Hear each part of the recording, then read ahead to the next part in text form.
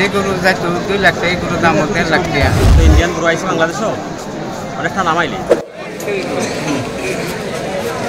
কুরবানির ঈদ সামনে রেখে সুনামগঞ্জের দোয়ারা বাজারে জমে উঠেছে পশুর হাট।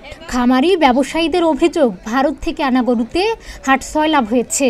এতে বিপাকে পড়েছেন তারা। দেশি পশুর কাঙ্ক্ষিত মূল্য না পাওয়ায় হতাশায় ভুগছেন তারা। খামার মালিক ও ব্যবসায়ীরা বলেন, বিভিন্ন সীমান্ত দিয়ে অবৈধভাবে দেদারসে দেশে ঢুকছে ভারতীয় গরু মহিষ। এতে মূলধন ওঠা নিয়ে দুশ্চিন্তায় পড়েছেন তারা। যে গরু যাইতো 2 লাখ টাকা, এই গরুর দাম 1.5 লাখ টাকা। যেটা 1.5 লাখ টাকা, এটা দাম 1 লাখ টাকা। গরু বাজার একবারে খারাপ। তো ইন্ডিয়ান গরু আইছে বাংলাদেশও অনেকটা নামাইলে, তেমনটা ছড়া নাই।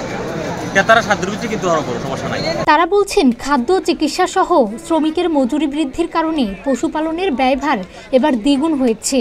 পশুর চড়া দাম না হলে লোকসান গুনতে হবে তাদের।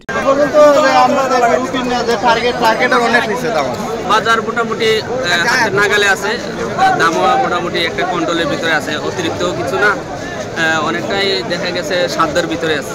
ইনশাআল্লাহ এবার মোটামুটি মানুষের সাথে ক্রয় ক্ষমতার ভিতরে আছে এবারের বাজার। উপজেলা প্রাণী সম্পদ অধিদপ্তরের তথ্য মতে উপজেলায় গরুর খামার রয়েছে 55টি। আসন্ন ঈদে 8টি পশুর হাটের অনুমতি দেওয়া হয়েছে। কোরবানির পশু প্রস্তুত রয়েছে 17,000-এর বেশি, চাহিদা রয়েছে 16,000। ডেস্ক রিপোর্ট, প্রতিদিনের বাংলাদেশ।